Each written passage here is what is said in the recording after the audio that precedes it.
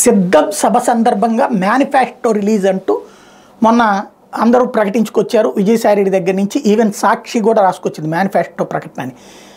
క్రిందటిసారి నాయకులు ఎవరో చెప్పారు, అది పొరపాటున చెప్పుంటారన్నారు. తీరా చూస్తే అదేం కాదు. ఇవాళ సాక్షి కూడా రాసింది మేనిఫెస్టో రిలీజ్ చేస్తారని. తీరా చూస్తే జగన్మోహన్ రెడ్డి సిద్ధం సభలో ఎట్లాంటి మేనిఫెస్టో రిలీజ్ చేయలేదు. అయితే నవరత్నాలు ఏవైతే క్రిందటిసారి అమలు చేసుకుంటూ వచ్చారో అవన్నిటికీ ఎంత ఖర్చు అవుతుంది అనేది లెక్కేసి 53,000 కోట్ల రూపాయల దాకా అవుతుంది, అవి కొనసాగిస్తానన్నటువంటి ప్రకటన చేశారు.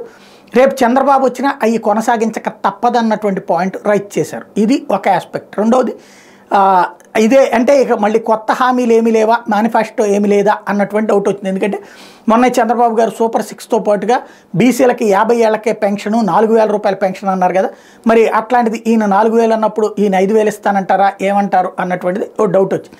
అదేమన్నా చెప్తారా అంటే చివరిలో ఒక పాయింట్ చెప్పుకొచ్చారు. త్వరలో మేనిఫెస్టో విడుదల చేస్తాం, అయితే నేను విడుదల చేసే మేనిఫెస్టో మాట నిలబెట్టుకునే మేనిఫెస్టో అవుతుంది. 99% ఇప్పటిదాకా పాత మేనిఫెస్టో అమలు చేసాం. రాబోయేటువంటి రోజుల్లో మేనిఫెస్టో కూడా మాట నిలబెట్టుకునేలా ఉంటాం తప్పించి మాట తప్పేలా ఉండదని చెప్పారు. తద్వారా మేనిఫెస్టో ఇవాళ వాయిదా వేశారు.